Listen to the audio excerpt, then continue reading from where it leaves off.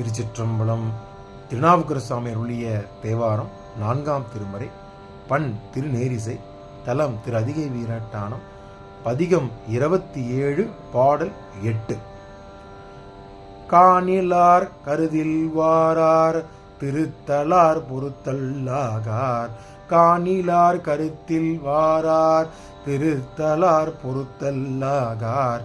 ஏனிலார் இறப்பும் இல்லார் பிறப்பும் இல்லார் துறக்கல்லாகார். ஏன் இல்லார் இறப்பும் இல்லார் பிறப்பும் இல்லார் துறக்கல்லாகார். நான் இல்லார் ஐவரோடும் நான் இல்லார் ஐவரோடும் இட்டியனை விரவி வைத்தார்.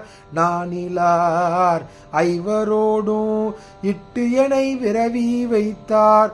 ஆணிலார் பெண்ணும் அல்லார் அதிகை வீரட்டனாரே. ஆணிலார் பெண்ணும் இல்லார் அதிகை ஈரட்டனாரே. நானிலார் ஐவரோடும் இட்டியனை விரவி வைத்தார்.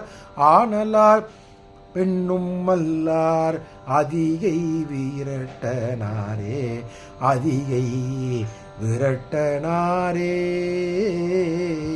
சிற்றம்பலம். இந்த 8ஆம் பாடல் விளக்கத்தை பார்த்து விடலாம். நமது சிவபெருமான் உயிர்கள் காண்பதற்கு அறியாவராகவும் உயிர்கள் தங்கள் கருத்தால் உணரப்படுவதற்கு மிகவும் அறியாவராகவும் உள்ளார் என்று இந்த பாடலில் கூறுகின்றார்.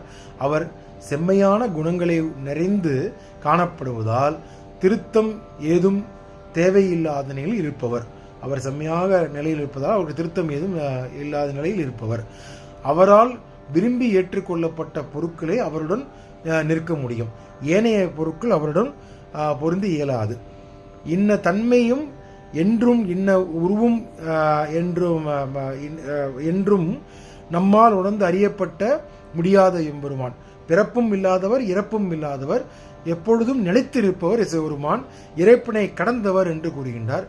அத்துணை உயிர்களுக்கும் பொருந்தியிருக்கும் அவரை எந்த உயிரும் துறக்க முடியாத ஆண் பெண் ஆகிய இரு கோலங்களையும் கடந்த இவர் கடந்தவராக தன் உயிருடன் எப்போதும் இணைந்து இருப்பதுமன்றி எனது உயிர் தான் உய்யவும் கைவினை உயிரை கலந்து இருப்பவர், என் குணத்தை உயிரினும் கலந்து இருப்பவர் என்று சொல்கின்றார் அப்பர் சுவாமிகள்.